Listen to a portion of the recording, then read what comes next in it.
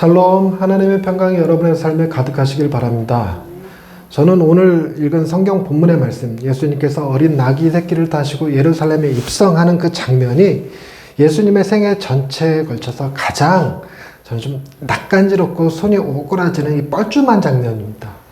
제가 예수님의 제자였건 혹은 예수님이라고 상상을 하건 이 장면이 되게 뻘쭘해요. 왜냐하면 예수님이 지금 그 백마를 타고 갑옷을 입고 이렇게 뭐 그 왕의 성에 이렇게 개선장구처럼 입장하는 게 아니고요. 그 정말 볼품없이 나귀 새끼를 타고 그리고 뭐 무장하지도 않고 다 촌부 출신들인 제자들에 둘러싸여서 들어가는데 사람들이 거기에 뭐 위대한 사람이 온 것 마냥 왕이 입성한 것처럼 막 환영하고 이러는 것이 와, 저라면 못할 것 같아요. 저라면. 또 어찌됐건 예수님이 오늘 예루살렘에 입성하는 이 장면의 내용을 가지고 은혜를 나누기를 원하는데요. 오늘 설교의 제목은 언약의 성취자라는 이름을 붙였습니다. 여러분, 언약이라고 하는 것은 우리가 하나님과 맺은 약속을 얘기합니다. 우리가 인생 살면서 언약이라는 말을 잘 안 하기는 하는데, 언약이라는 말을 할 때가 인생 중에 딱 한 번 정도는 있습니다. 여러분들도 하셨을 것 같은데, 연애 시절에 이렇게 서로 약속의 반지 나눠 끼면서 우리 평생 헤어지지 말자 뭐 이럴 때 했던 게 언약이죠.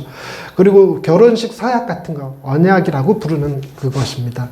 그래서 보통 언약이라고 하는 것은 사랑을 기본으로 베이스로 깔려 있는 것을 의미하기도 합니다. 근데 그 언약이 왜 필요했냐면 하나님이 인간을 창조하시고 인간이 하나님 앞에 반역함으로써 하나님과의 관계가 깨어져 버리는데 인간과 하나님이 다시 화해하고 하나 되고 하는 그 과정의 그 약속이 언약입니다. 내가 너희를 구원하리라. 내가 너희의 모든 죄를 해결하리라 하시는 약속이었죠. 그리고 그 약속을 신실하게 지키시는 분이 바로 하나님이고 그 약속을 지키시러 오신 분이 예수님이다라는 관점입니다. 그래서 언약의 성취자라는 말을 썼는데요. 예수님이 여러 가지 그 구약에 예언되어졌던 말씀들, 자신에게 주어졌던 말씀들을 하나하나 실행해 가셨습니다. 동정녀의 몸에서 태어나신 것도 그렇고 세례 받으신 것도 그렇고 다 마찬가지입니다. 마귀의 시험 받으신 것도 마찬가지고. 그런데 이거는 조금 패스하고 싶지 않았을까 싶은 거예요. 저 같으면 나귀 타고 그것도 어린 나귀 새끼 이것도 좀 이렇게 동물에도 인권이 있다 이렇게 주장하는 동물을 사랑하는 애호가들 입장에서 보면 저 나귀 새끼 그거 함부로 올라타면 허리 나가요. 나귀 새끼 함부로 올라타는 거 아닙니다. 그거 예수님이 나귀 새끼를 타고 올라갔다는 건 동물을 학대한 겁니다. 뭐 이런 얘기를 할 법도 한 이야기죠. 게다가 사람들이 막 이렇게 환호성을 지르기는 했지만 정작 예루살렘 성의 유력자들, 그 예루살렘 성에 권위 있고 능력 있는 사람들은 그 예수가 누군지도 몰라요. 저 누군데 도대체 사람들이 이 난리야? 라고 얘기를 하죠. 그랬을 때 그 사람들에게 알려준 예수님의 그 정체가 무엇이었냐면 11절에 갈릴리 나사렛에서 나온 선지자 예수다. 여러분, 갈릴리 나사렛에서 나온 선지자 예수다. 이 말이 좋은 말 같습니까? 나쁜 말 같습니까? 우리가 보기엔 그냥 선지자 예수 그러니까 뭐 그닥 나쁜 말 같지는 않지만 사실은 좋은 말이 아니에요. 그러니까 나사렛 출신 촌사람입니다. 나사렛에서는 선한 것이 날 수 없는데 자칭 선지자래요. 뭐 이런 정도의 개념이거든요. 그래서 좀 무시하는 발언이기도 하고 조롱하는 발언이기도 합니다. 그래서 제가 오늘 이 말씀을 통해서 마음에 그 여러 가지 감동을 받는 것은 언약에 대하여 주님의 자세가 어떠냐는 것입니다. 여러분, 이 언약, 구약에 말씀되어진 예언을 성취하시는 일에는 세 가지 조건이 붙어요. 그 세 가지 조건을 제가 얘기하려고 그러는데, 첫째는 지혜가 있어야 하고, 둘째는 능력이 있어야 되고, 셋째는 의지가 있어야 됩니다. 이 세 가지 한번 외워볼까요? 첫째는 뭐가 있어야 되고, 지혜가 있어야 되고, 두 번째는 능력이 있어야 되고, 세 번째는 의지가 있어야 됩니다. 제가 여러분들과 어떤 약속을 하더라도요, 제가 멍청한 사람이면, 여러분, 그리고 멍청한 사람일 뿐만 아니라 약속의 내용을 좀 잘못 이해했다거나 이러면 약속을 못 지키겠죠. 뿐만 아니라 제가 능력이 없어요. 능력이 없다는 얘기는 뭐냐면 약속을 지키려고 했는데 그날따라 대중교통이 파업을 한다든가 아니면 날씨가 너무 안 좋다든가 이러면 약속을 못 지킬 것입니다. 그리고 또 나머지 하나는 의지죠. 지키고자 하는 마음이 없으면 못 지킬 것입니다. 예수님은 이 세 가지가 다 있으셨습니다. 첫 번째 지혜가 있으셨죠.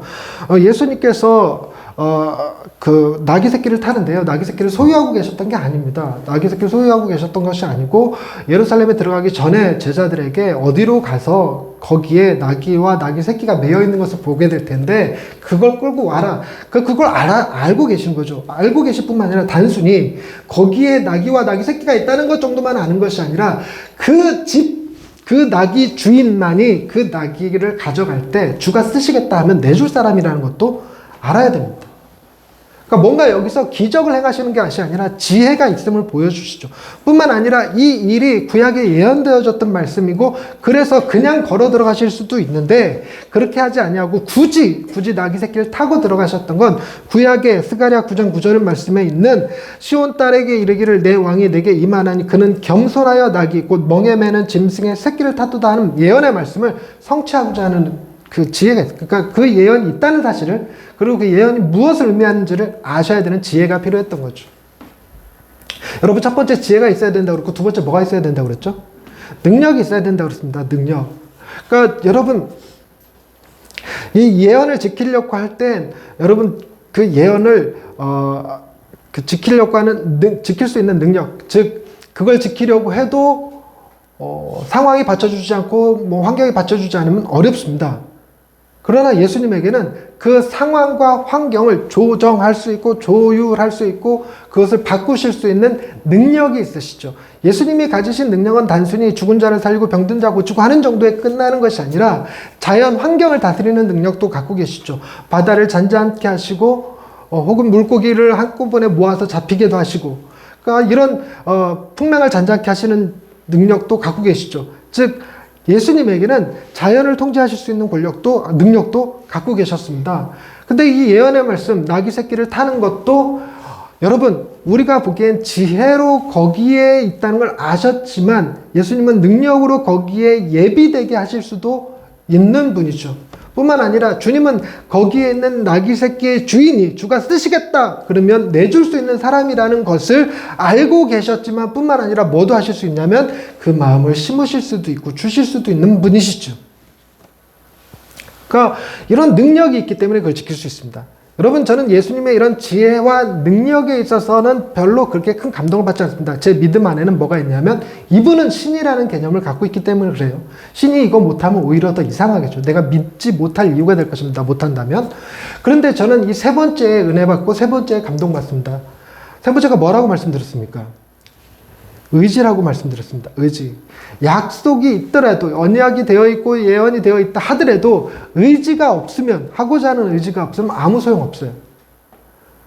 근데 예수님은 의지가 있으셨습니다. 그래서 뻘쭘하고 이상해 보일지 몰라도 백마도 아닌 어린 나귀 새끼를 타고 예루살렘에 입성하시죠. 저는 이런 장면을 되게 불편해하는 목사님들과 같이 식당에 밥 먹으러 갔습니다.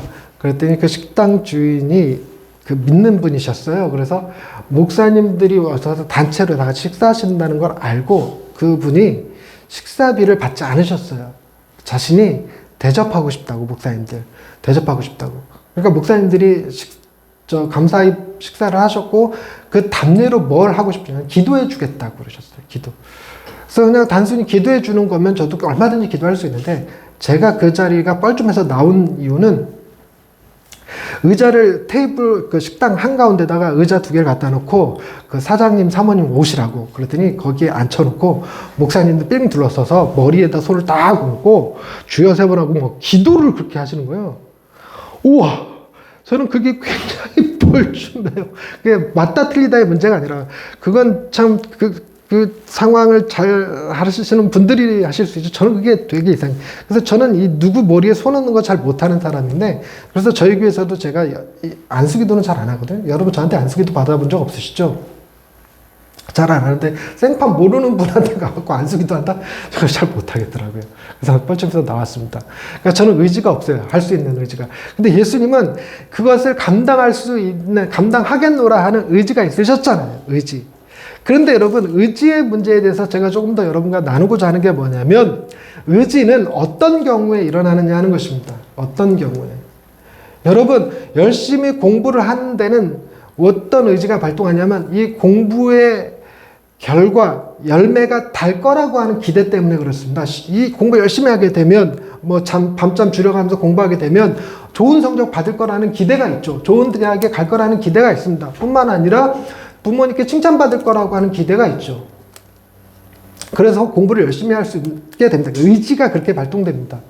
반대로 안 하면 벌 받는다 하는 개념이 기본적인 개념이죠. 공부 열심히 안 하면 밤잠 줄여서 공부하지 않으면 엄마가 막 때리거나 얼음을 머리에다 부어버린다거나 이렇게 옆에 앉아갖고 회초리로 고개 떨궈질 때마다 이렇게 목 뒤를 여기 찰싹 때리고 있다 그러면 공부해야 되겠죠. 그러니까 무엇에 대한 두려움, 어떤 두려움이 의지를 발동하게 합니다. 근데 제가 이 궁금한 거는요, 예수님께서 이 언약을 성취하실 땐 어떤 의지가 발동됐을까? 이 언약을 성취함으로써 주님이 받게 될 상이 있는 걸까? 언약을 성취하지 않으시면 받게 되는 벌이 있으시는 걸까? 근데 그 개념에 잘 안 맞아요, 이게. 왜냐하면요, 예수님은 지금 언약을 성취하심으로 기다리는 결과가 뭐냐면, 기다리는 결과가 십자가의 죽음입니다. 그 십자가의 죽음이 단순히 순교하는 정도로 끝나는 것이 아니라 영원토록 하나님과 함께됨을 경험하셨던, 하나님과 나뉘어진 적 없고 하나님 안에서 깊은 사랑의 교제를 나누셨던 그분, 삼위일체라고 불려지는 세 분이시지만 한 분이라고 불려지는 그만큼의 친밀함을 가지신 그분이 끊어져야 되는 관계로 들어갑니다. 그리고 베드로 후서에 보면 끊어져서 지옥에 갔다는 얘기도 있습니다. 지옥에 있는 영들에게 복음을 전했다 이런 표현이 나오긴 하는데, 그래서 우리가 하는 사도신경에 밑에 주석이라고 부르는, 밑에 붙는 거에 어떤 사도신경 원문에는 지옥이라는 옥에 내려갔다는 얘기가 이렇게 써 있습니다. 하나님과의 관계가 떨어져서 끊어져서 살아가는 이에게 버림받고 지옥에까지 내려가야 되는 것이 이 언약을 성취하면 받게 되는 결과였어요.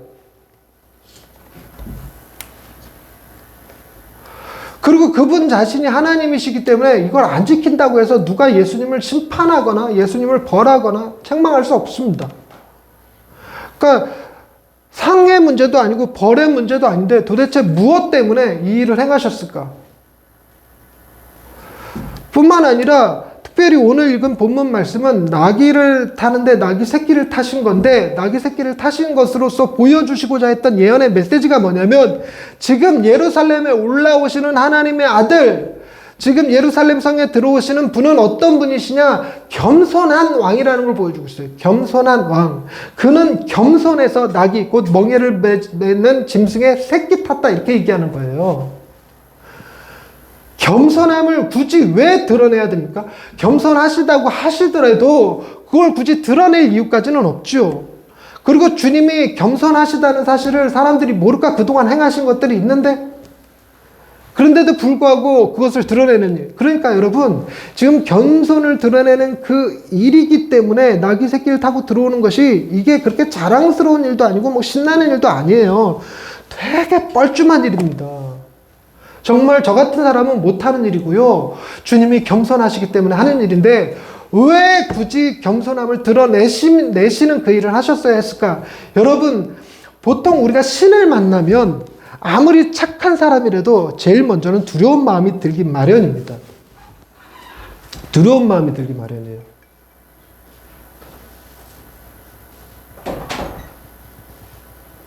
신이라고 그러면 그가 신이 아니라 우리의 소원을 들어주러 온 도깨비, 방망이 들고 온 도깨비라 할지라도 무섭죠. 하다못해 주전자 속에 들어있는 진이를 직접 만나도 두려울 겁니다. 내 소원을 들어주기 위해 존재하는 요정일지라도요. 근데 하물며 하나님을 만난다? 여러분, 굉장히 두려운 법입니다. 그런데 예수님이 지금 예루살렘에 하나님의 아들로서 그 권위와 영광과 그 권세를 드러내는 방식으로 들어오셨더라면 감히 이렇게 조롱하듯이 갈릴리 나사렛에서 나온 선지자 예수다 이런 말 못할 겁니다. 근데 지금 주님이 예루살렘에 하나님의 아들로 메시아로서 들어가시면서 뭐 할 수 있는 존재로 들어가신 거냐면 겸손해서 존경받는 자로 들어간 게 아니에요. 겸손해서 존경받으시려고 겸손한 척을 했다든가 그런 게 아니라 사람들이 예수를 두려워하지 않게 하는 거죠. 예수를 두려워하지 않게. 여러분, 그게 제가 이제 조금 마음이 이렇게 뭐랄까 찡하게 오는 감동 같은 겁니다.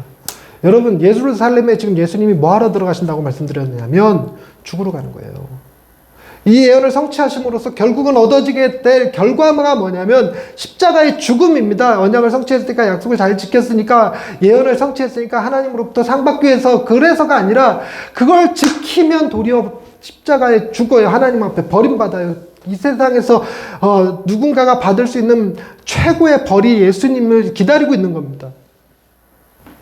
그런데 만약에 예수님이 이걸 거절하고, 이 나귀 새끼 타는 거 이걸 거절하고 뭔가 사람들의 군중의 환호 속에 그대로 들어가면 거기 지도자들이, 힘 있는 자들이, 유력자들이 예수님을 잡아 죽이는 일을 못했을 거라는 거예요.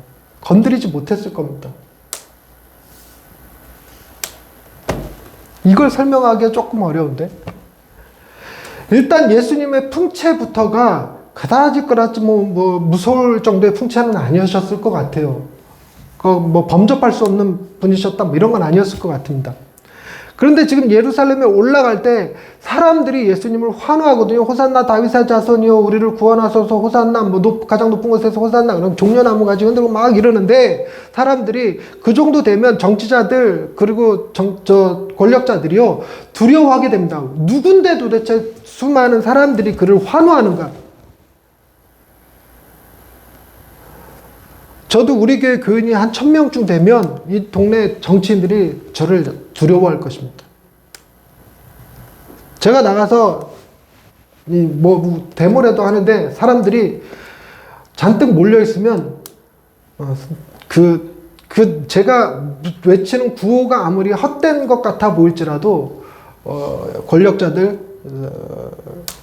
정치인들은 저를 두려워하게 될 것입니다.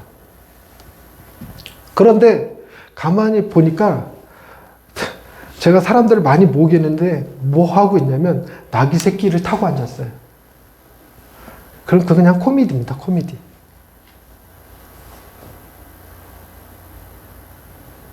코미디입니다.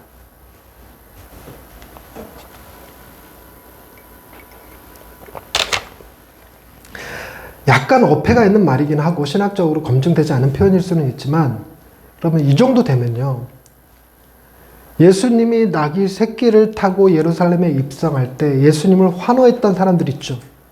길에 옷을 깔고 가지를 꺾어다 깔고 종려나무 가지 흔들면서 호산나 다윗의 자손이여 가장 높은 곳에서 호산나 했던 그 사람들은 지금 예수님을 경배하고 있습니까? 아니면 조롱하고 있습니까?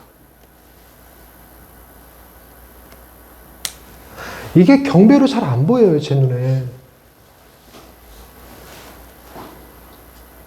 이렇게 생각하게 만드는 이유 중에 하나가 뭐냐면, 이때 예수님을 열렬히 환호했던 사람들이 예수님을 재판하고 예수님을 십자가에 못 박을 때 바나바를 풀어주고 예수를 십자가에 못 박으라고 외치던 군중으로 돌변해 있어요.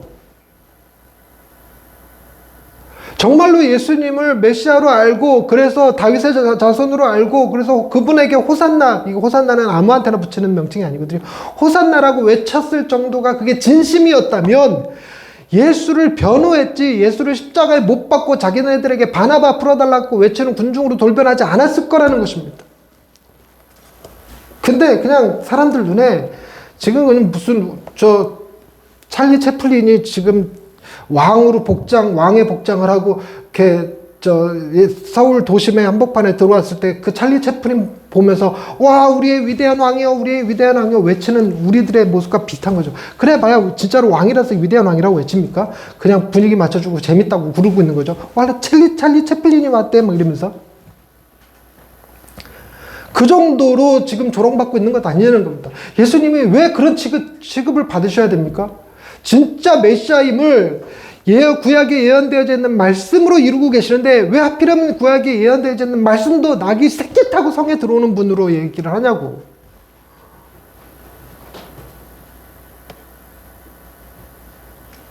저는요, 이것을 아무리 예언되어 있어도 이런 상황들에 대해서 주님이 다 아시잖아요. 그러면 지키고 싶은 의지 자체가 없을 것 같아요. 의지 자체가.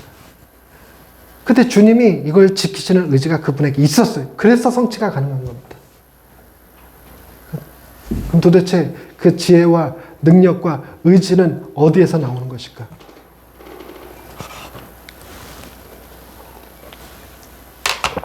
어떤 분들은 이렇게 얘기하기도 합니다. 이런 예언쯤은 예수님이 아니라 다른 사람이라도 지킬 수 있는 것 아니냐는 겁니다. 여러분, 맞죠? 여러분, 오늘 여러 가지 예언들 가운데 이 예언은요, 딱히 성취하는데 어렵지 않습니다. 이 구역의 스가랴 9장 9절의 말씀이 뭐 어디 사람들이 잘 모르는 구절이었다 그게 아니라 꽤 유명한 말씀이었고 유명한 메시지였어요. 여기엔 다양한 해석들이 붙고 뭐 사람들이 연구하고 그랬던 그런 말씀입니다. 그런데 이거를 자기가 자칭 메시아라고 주장하는 사람들, 나 메시아야, 나 증명해볼까, 나 메시아인 거 증명한다고 한다면 예루살렘에 갈 때 낙이 새끼 한 마리 사갖고 타고 들어가면 돼요. 뭐 어려운 일이겠습니까? 구약에 예언되어 있기를 공짜로 탔다 그런 말이 있어 있는 게 아니니까 그냥 자기가 한 마리 사갖고 타고 들어가면 됩니다. 그렇다면 이거는 그렇다 쳐도 여러분, 그럼 예수님이 십자가에 매달리실 때 가장 확실한 가장 이루기 어렵던 메시지가 뭐냐면 그 뼈가 하나도 꺾이지 아니하리라. 좌우편의 강도들은 다리가 꺾여서 죽거든요. 근데 예수님은 다리가 꺾이지 않았어요. 죽으신 다음에 일어날 일을 예수님이 어떻게 조작할 수 있겠습니까? 예수님이 입었던 옷을 통으로 짠 옷이 사람들에게 빼앗길 거라는 건 예언이 있습니다. 그건 예수님이 어떻게 지켜요? 자기가 이제 혹은 군중들한테 이렇게 돈 좀 줘갖고 나 잡히거든 이것 좀 해줘, 이거 구약에 예언돼 있으니까 성취해야 돼, 조작했을까? 다리 꺾지 마, 이것도 조작했을까? 근데 그 정도의 의심이 들기 시작하면요, 이건 정말 예수님을 믿지 않겠다는 얘기가 되겠죠. 근데 그런 것들은 저의 관심사는 그런 것들은 그냥 예언되어 있어서 예언이 그걸 이루기 위해서 뭔가 노력이 필요한 그런 게 아니라 앞날을 내다보는 예언가가 그렇게 될 것임을 예측한 기상예보와 같은 거죠. 일기예보와 같은 거죠. 근데 오늘 이 예언은 그렇지 않다는 겁니다. 오늘 이 예언은 그저 기상예보와 같이 미래에 일어날 어떤 일에 대해서 얘기하는 것이 아니라 뭔가 의지와 목적과 뜻을 가지고 행하셔야 되는 일이었어요. 그 수치를 감당하셔야 되는 일이었죠.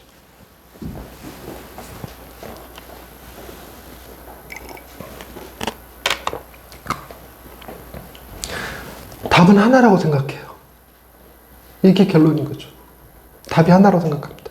뭐냐면 주님은 이 일을 통해서 십자가를 지심으로 우리를 구원하시기 위함이었던 겁니다. 주님이 이 예언을 성취하신 것은 우리를 구원하심에 있어서 한치의 빈틈도 존재하지 않게 하시기 위해서요. 그래서 사람들의 조롱도 감내하고 능히 사람들이 여차하면 저 예수 십자가에 잡아 죽일 수도 있는 존재로 인식되게끔 들어가신 거죠. 그렇게 함으로써 우리를 구원하시니까. 그래서 단순히 구원의 문제다라고 얘기하기보다 더 크게 마음에 와닿는 건 예수님이 우리를 얼마나 사랑하셔야 이걸 하실 수 있을까 하는 거였습니다. 언약이라고 하는 거예요. 우리가 결혼 초기에 언약을 신실하게 지키려고 애씁니다. 왜죠? 사랑이 남아있으니까. 빠르면 석 달, 길면 3년 이내에 언약이 식어집니다.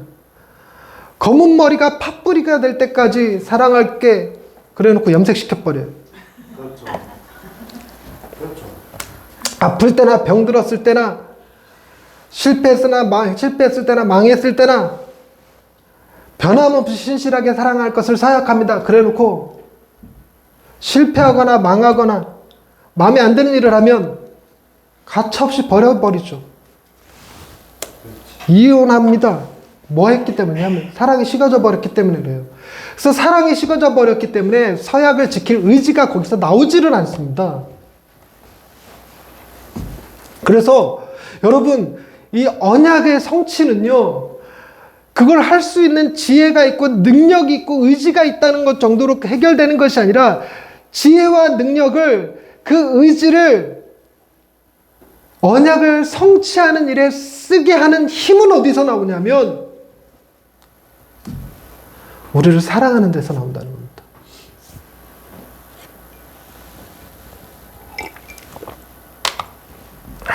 여러분, 이거 제가 말을 잘 이해하실 수 있게 설명하려고 애를 썼는데 이해하셨으리라고 생각합니다. 자, 그래서 이렇게 대답해 보십시오. 주님이 예언을 성취하신 이유는, 예언을 굳이 성취하신 이유는 무엇입니까? 우리를 사랑하셨기 때문입니다. 이렇게 답해 주시면 되죠. 이거 이해되시죠? 그러니까 그분에게 의지가 있었기 때문입니다. 그분에게 능력이 있었기 때문입니다. 그런 게 아니라 근원적으로 왜 그 수치스러운 조롱거리 같은 예언을 굳이 왜 성취하셨는가? 그렇게 해야지만 구원을 이룰 수 있고 그렇게 해야지만 되니까. 왜냐하면 우리를 사랑하셨기 때문에, 극도로 사랑하셨기 때문이에요. 이거 이해되셨으리라고 생각 한 번 더 물을게요. 예수님이 왜 지혜와 능력과 의지를 발현해서 이 예언을 성취하신 걸까요? 이유가 뭘까요? 우리를 사랑하셨고 동의되십니까? 그러면 하나 더 하고 마치십시다. 그럼 이 예언은 왜 예언되어 있었던 걸까요? 그렇죠.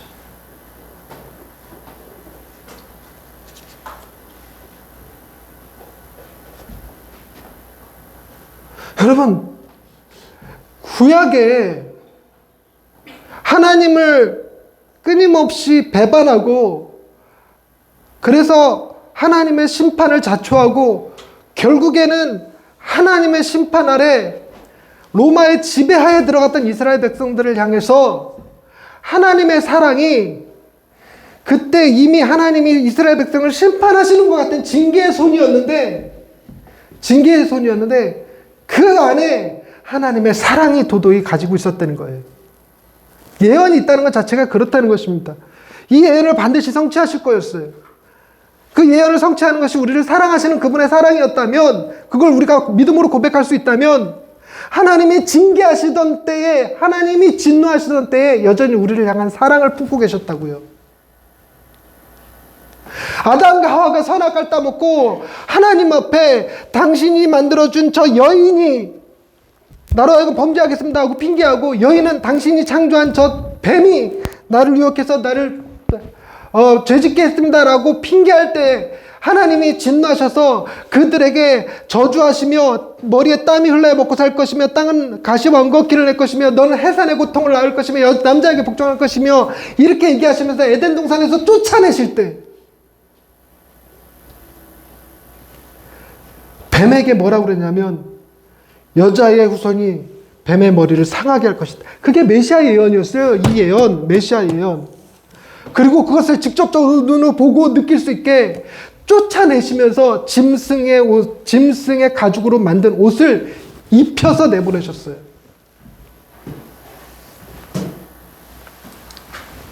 여러분, 그래서 제가 여러분 오늘 얘기하고 싶은 이야기는 이 예언을 성취하신 것이 우리를 향한 사랑입니다와 동시에 이 예언이 주어진 것이 우리가 하나님 앞에 범죄한 상태일 때도, 하나님을 제대로 알지 못할 때도 여전히 우리를 사랑하고 계셨다는 증거입니다.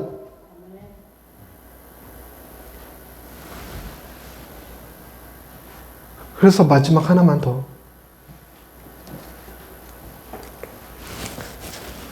하나님의 진노와 징계와 심판으로 보이는 것들,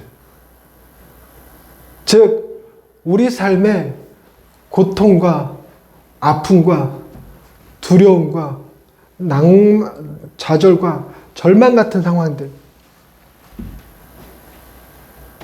질병이 오고 뜻한 대로 잘 안 되고 실패한 것 같아서 그것이 마치 하나님이 진노하신 것처럼 느껴지는 그 순간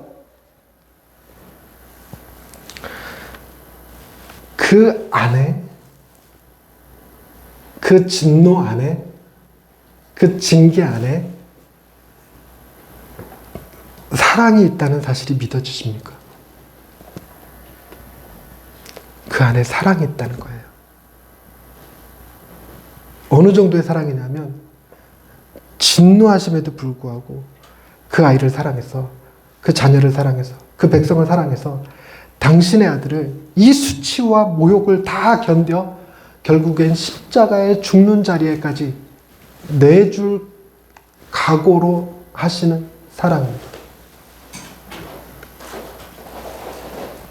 아이가 잘못했을 때 아이의 종아리에 회초리질 하면서 뒤로 눈물 흘리고 있는 부모의 심정 같은 것이랄까요? 정확하게 딱 맞아떨어지진 않지만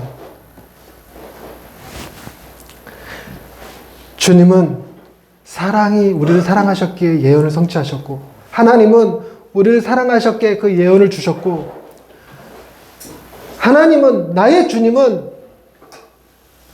그 어느 순간에도 우리를 사랑하시지 않은 적이 한 번도 없으셨다는 겁니다.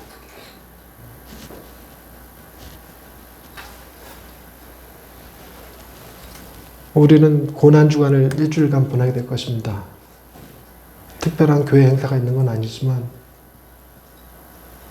주님의 고난을 묵상하시면서 십자가를 묵상하시면서 놓치지 마셔야 될 것. 아, 주님이 우리를 너무나도 사랑하셨구나. 하나님이 우리를 너무나도 사랑하셨구나. 이 사랑을 놓치지 않게 되시길 바랍니다. 하나님은 아주 오래전부터 여러분을 사랑하셨고 그 사랑을 성취하시고 진노하는 것 같으나 그 역시 여러분을 사랑하고 계십니다. 기도하십시다. 하나님, 우리가 사랑받을 자격이 있는지 고민될 때 많습니다. 내가 조금만 아파도, 내가 조금만 실패해도, 내 뜻대로 뭔가 일이 잘 안 풀릴 때도 혹시 하나님의 사랑이 내게서 떠난 것은 아닌지 걱정될 때 있고 하나님이 나를 미워하시는 것은 아닌지 하나님이 내게 진노하시는 것은 아닌지 그럼 그렇지 내가 하나님의 심판을 받는 거지라고 생각이 들 때도 있습니다. 그러나 하나님 우리 예양의 식구들의 믿음을 붙들어 주옵소서. 그 어떤 상황과 환경과 순간 속에서도 결코 하나님의 사랑은 우리에게서 떠난 적이 없음을 기억하게 하옵소서.